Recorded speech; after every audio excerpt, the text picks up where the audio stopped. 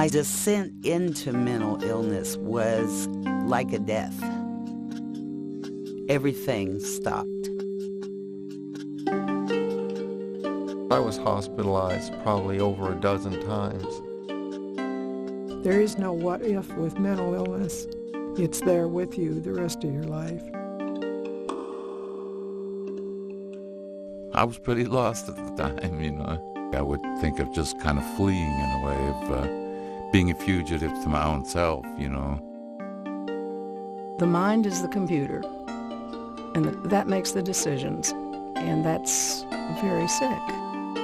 I've seen people die of cancer and lots of other things, but I think mental illness is the saddest illness in the world.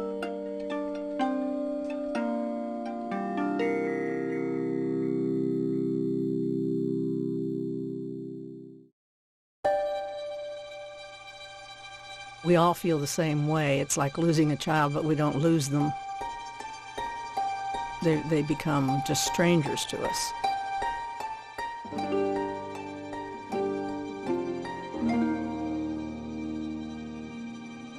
With Conrad, 10 years later, when he got sick with the same illness, Wellspring was available, and I was determined that he would not slip into the streets. I mean, it wasn't a normal existence. We tried to make it as normal. We lived on a very normal street, and, you know. But I can remember on that normal street, after Billy got ill, I didn't feel as comfortable there because people really kind of wanted me to move.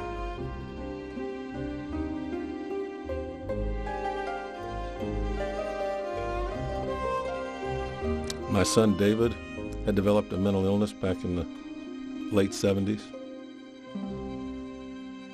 It was very difficult because he had been a great athlete, all-state football player at Trinity, and it was just hard to accept, and I was a little bit embarrassed. I have to admit, I kind of hid it for a lot of years.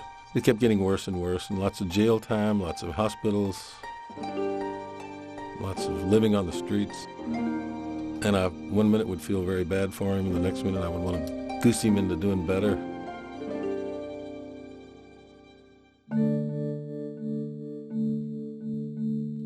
She had been in the top 10 of her class and been pursued by about a dozen colleges. She chose MIT. Time went by and she kind of lost touch with us. Finally, one day the call came. She said she wanted to come home. It wasn't until she attacked me at home that I realized that she was seriously ill. I just sat her down one day and said, it's either me or you going to get help. The world really stopped meeting my expectations, you know, for what I thought would be my future. Just in a matter of about 4 or 5 days, you know, I started feeling really anxious all the time.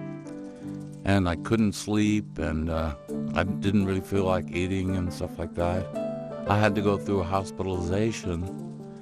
It was partially the times, you know, and part of it really was physical, I think. It's still a mystery of why people suddenly get schizophrenia.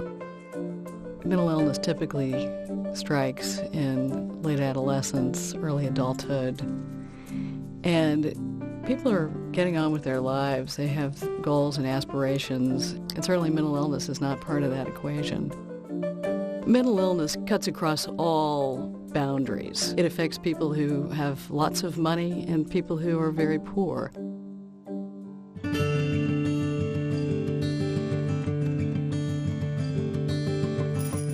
I was a U of L graduate, and my father died about that time. I was hospitalized a number of times. Recovery from mental illness does not mean cure. Recovery means helping people find a meaningful life. And that's what Wellspring is all about, helping each person find meaning in their own life. For some people, that means getting a job. For some people, that might mean having a volunteer job. For somebody else, maybe it's school. I get to share my experiences in recovery. It's really a fulfilling feeling. I am a symbol of hope. Somebody can actually have a meaningful, fulfilling life beyond their mental illness. If I can do it you can do it. What recovery really means is redefining yourself in light of this illness. What are my goals now? And what do I want to achieve? And how am I going to get there? Wellspring can help with that. The crisis center was open. I took her down with her father, and we left her there, and the guys down there said, well, you can go ahead and go now. We'll take care of Sally. And I thought, oh, my God, someone to help, you know. So we left her. They did take care of her. Well, and she kind of came alive. The staff people called me one day, and they said, well, she's smiling and talking to people, and she would like to see you. We have been very true to the mission of the CSU since we opened in '95. It is for people who are in psychiatric crisis.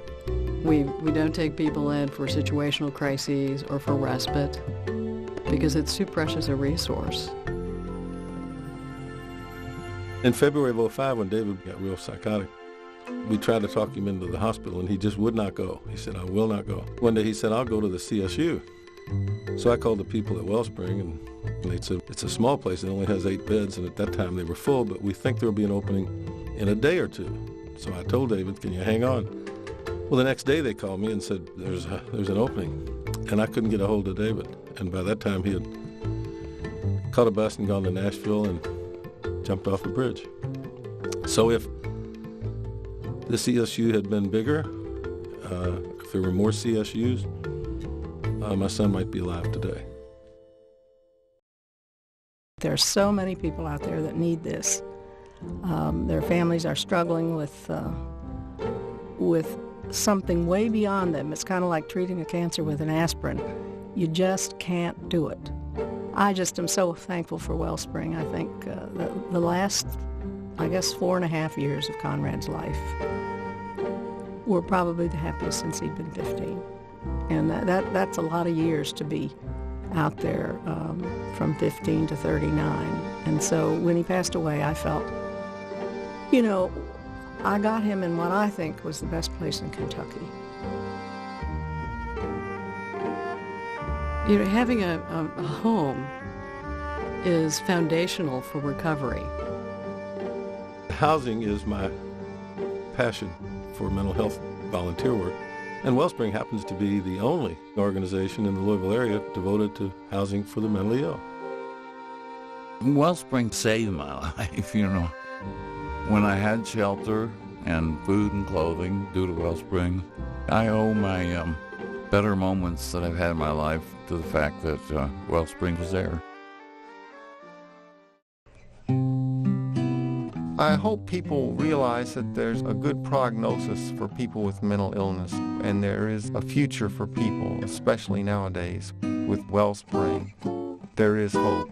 I see trees of green, red roses too. I see them bloom for me and you, and I think to myself, what a wonderful world. I see skies of blue, clouds of white, the bright, blessed day, the dark, sacred night, and I think to myself, oh, what a wonderful world. The colors of the rainbow, so pretty in the sky, are also on the faces of people going by. I see friends shaking hands, saying, how do you do? They're really saying, I love you. I hear babies cry, I watch them grow. They'll learn much more than I'll ever know. And I think to myself,